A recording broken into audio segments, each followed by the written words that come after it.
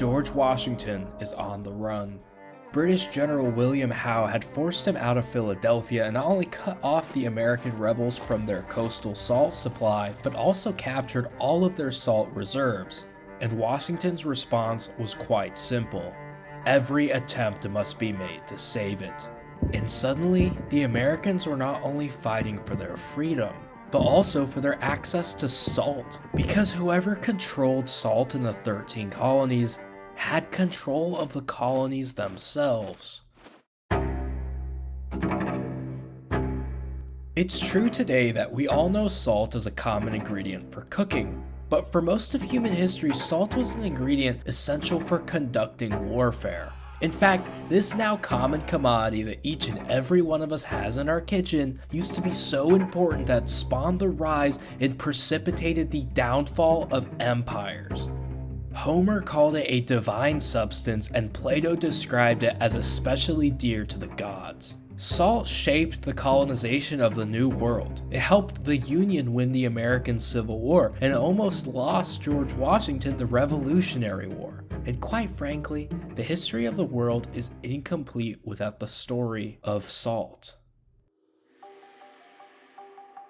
Today, there are an astonishing 14,000 uses for salt. But if you go back far enough on the timeline of humanity, it all started with one. Salt made food taste better, likely the result of evolution since our bodies need salt to live. Around 2000 BC, either Egyptians or the Chinese discovered that food can be preserved in salt, which is usually found near ponds or rivers that dry up in the sun and leave the mineral behind. But in China, around 450 BC, people got the idea of not just finding salt, but producing it themselves. They did this by simply boiling salty water out of pans. It was admittedly quite primitive, but this was all about to change. By 100 AD, people in China miraculously found a way to create bamboo pipelines and transport a mysterious gas that caught on fire into salt boiling houses, what became the first ever use of natural gas in human history. But salt was still extremely scarce, so much so that it was socially unacceptable to sprinkle it directly on their food. Instead, they stretched its effect by creating salt-based sauces, first by using fermented fish, then adding soy, and then they took out the fish completely. And this is the origin of soy sauce, which also happens to be the origin of ketchup, but that's way down the line. However, it wasn't long before they discovered a way to use salt for something other than food, and in the process changing the course of history forever. Gunpowder, created by mixing chemicals with saltpeter, was the first ever industrial use for salt, but its true potential would take quite some time to be fully realized.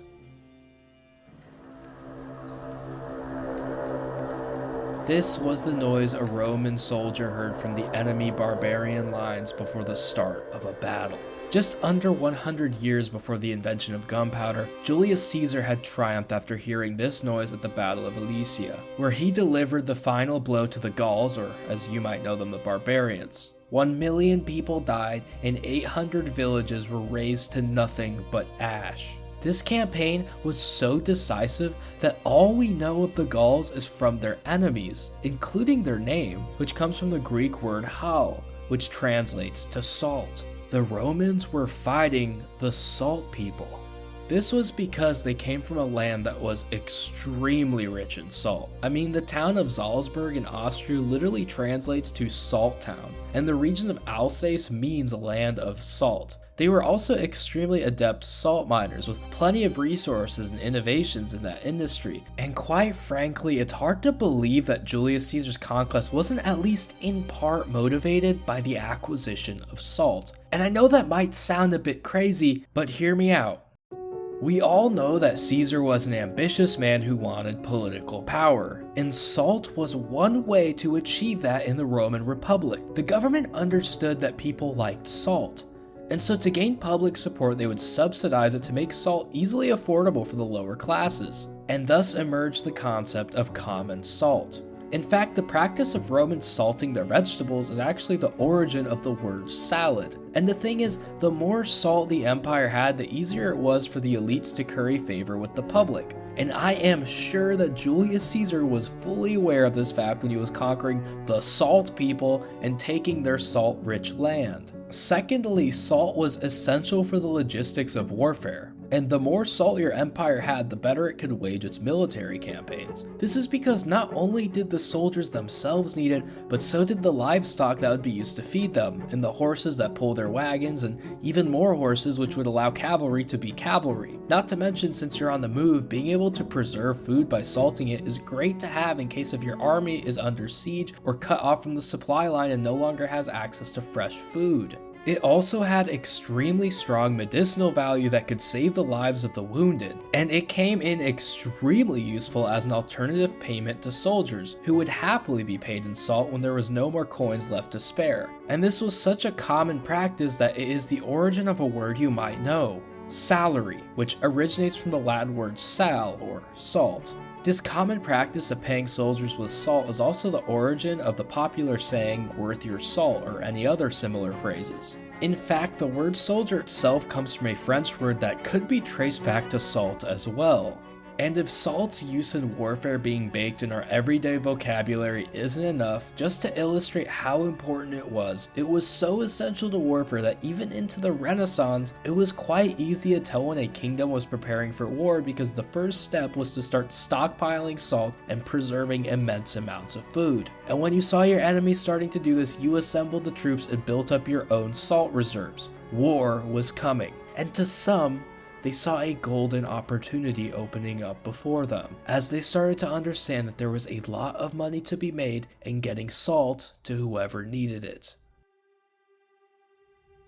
Despite being a sinking tourist hotspot with a dying native population and a great setting for Spider-Man and James Bond movies, Venice was once a city that controlled a Mediterranean empire that was almost entirely built upon salt. And that was due to the fact that they discovered that it was far more profitable to buy and sell salt than to make it themselves. Soon they introduced a subsidy that made it more profitable for merchants to go through them than anyone else. They basically pulled an Amazon and undercut all their competitors to establish a Mediterranean monopoly on salt. And at one point they felt like raising its global price just because they could, and destroyed all of the salt works on the island of Crete and banned the production there afterwards. They did this with their military that incorporated new age gunpowder weapons that recently made their way to Europe from Asia, and rapidly started redefining how warfare was fought, both on the ground and at sea.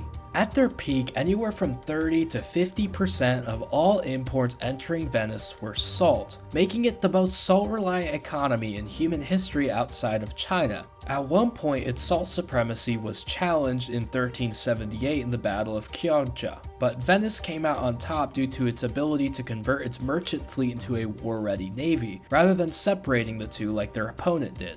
Venice had now established that it could protect itself from war, but what it could not protect itself from was progress. Once the New World and the Americas were discovered, the Mediterranean ceased to be the trading center of the world, and the importance of Venice vanished with it. The colonization of the New World was about to begin, and they needed salt to do it. Now, the fact that you're still watching this video means that you're probably weird like me. You like to learn random stuff and berate your friends and family with all the new fun facts that you learned. You probably won't stop telling people where the words salary and salad came from for the rest of your life. Sorry, not sorry. If that sounds anything like you, Skillshare is the place where you can satisfy that thirst for knowledge. With over 12 million users and 30,000 plus classes, that is the place to be if you want to learn new things. And the coolest part of this is the fact that 60% of all hiring managers believe that online qualifications hold the same value as traditional methods. So all you need to do to sign up is click the top link in the description and use the code annual30AFF to get 30% off of your annual membership. Now, back to the video. Among the list of exciting, lucrative discoveries made in the New World, right next to gold and silver, were new spots for catching fish, specifically cod. The abundance of cod in the New World was an oddly revolutionary discovery for Europe. You see, for whatever reason back then, Europeans loved cod, especially those who lived in southern Europe who couldn't access the northern waters where it was traditionally caught. So there was a fortune to be made if they could catch an enormous amount from far away and be able to transport it to Europe. These potential riches made thousands immigrate to the New World chasing the growing fishing industry. Many went to a place called Cape Cod, which earned its name for obvious reasons. On board each fishing vessel was a senior officer called the Master Salter, who made split-second decisions on what was just the right amount of salt for each catch. Even a slight under or over salting could completely ruin it. Because after all, in order to be able to transport fish from so far away, they would need to be preserved, meaning that if they wanted to tap into the incredible riches that the fish industry promised them, they would need to scramble to find immense amounts of salt in the New World, and they would find it in the Caribbean. Soon, countless small Caribbean islands were fully converted into salt farms. Britain, Spain, France, and Portugal all competed either through war or diplomacy to acquire their fair share of salt, often by offering protection for another nation's salt convoy in exchange for some of the goods, or by merging with another convoy, sometimes one of a nation they were at war with, in order to have a big enough group to where they could just straight up go into enemy territory and steal their salt. This might be the best real-world example I've ever found of the phrase, "the enemy of my enemy is my friend."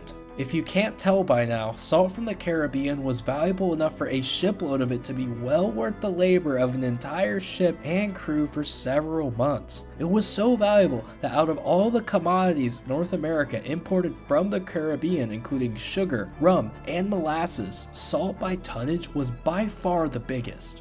It was also especially valuable in the 13 colonies for trading with Native Americans for animal pelts, which would themselves be salted in order to preserve them. The leading return cargo back to the Caribbean was preserved salt cod, by the way. And by this point, from the 16th to the 18th century, around 60% of all fish eaten by Europeans was cod. I told you, it was a weirdly revolutionary fish. And just to illustrate the power of the American salt fishing market, within the same time period, the salt intake of Europeans increased from 40 grams a day to 70 per person. That is a 69% increase over the course of 2 centuries, almost completely caused by salted fish from the Americas. This newly established trade gave the British colonies in America a new level of independence because they didn't really feel like they needed Britain anymore. This threatened British sovereignty over their colonies, so they reacted by doubling down and sending a few thousand soldiers into Boston. And soon, all-out war broke out. And within 2 years, General George Washington found himself completely cut off from any of their salt supplies, and without the means to be able to recapture it. The answer? To pay patriots that cannot fight on the battlefield to help in their own way, to make salt all day from the comfort of their homes in order to support the war effort. With nothing but primitive kitchen tools, colonists across the country would do this in the same way the Chinese initially did thousands of years before, by boiling salty water out of pans. And to encourage salt production in the factories with more advanced means of production, they allowed 10 men per factory to be exempt from being conscripted to fight the war. And through these means, the Revolutionary rebels were able to sustain themselves on just enough salt to make it through the end.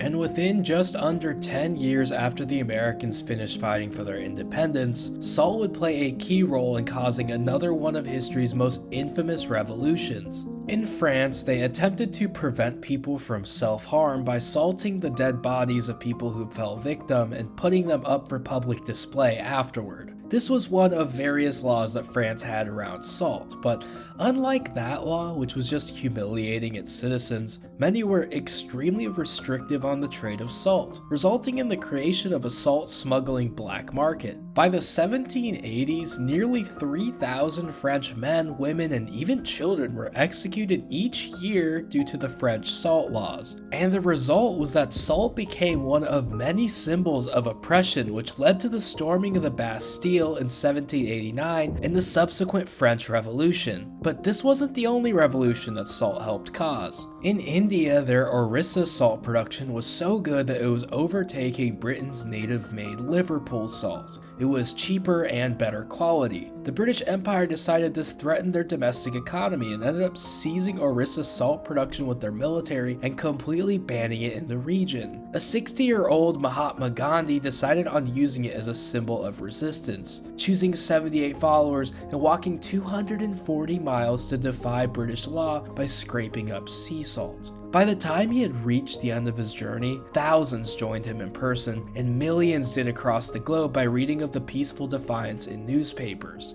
Gandhi gained great sympathy of the world not only because salt was something everyone ate and thus could relate to, but also because it was starting to become a trivial, common commodity. People were simply stopping to see its importance, and the idea of using such a basic, unimportant thing to oppress an entire country seemed ridiculous to Western spectators. The great downfall of salt, the commodity that shaped the world, had begun.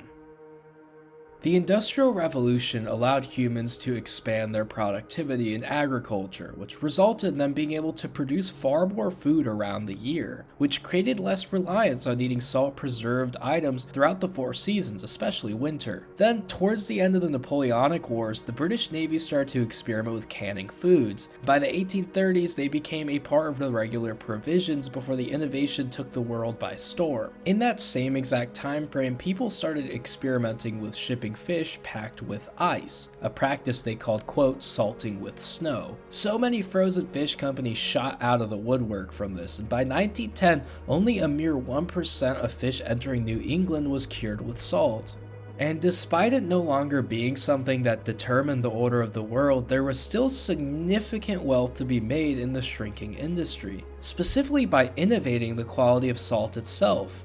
You might honestly hate me for not telling you this earlier, but up until the 1910s, salt was sticky and it wasn't white. Grains of salt were different shapes and sizes and they stuck to each other, and they were always tainted with some color, whether brown, gray, red, etc. It was never pure white.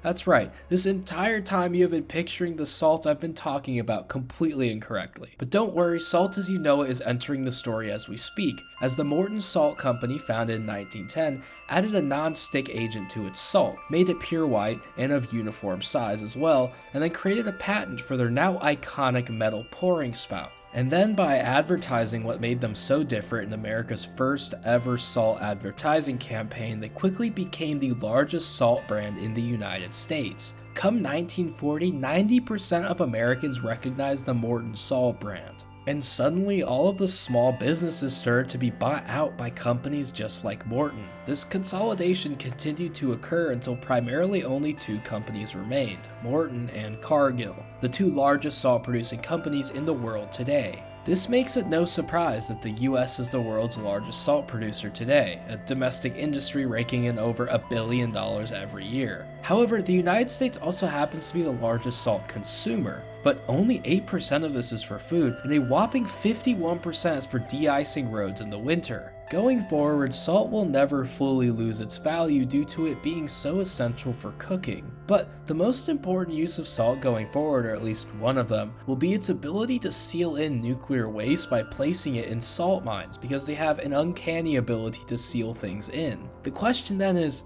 how do you write a message to people 100,000 years from now to not open the vault? You can give me your best shot in the comment section below. This is Salt and Pepper Economics, where we tell the fascinating stories of the things we all take for granted. Everything has a story, and now you know the story of salt.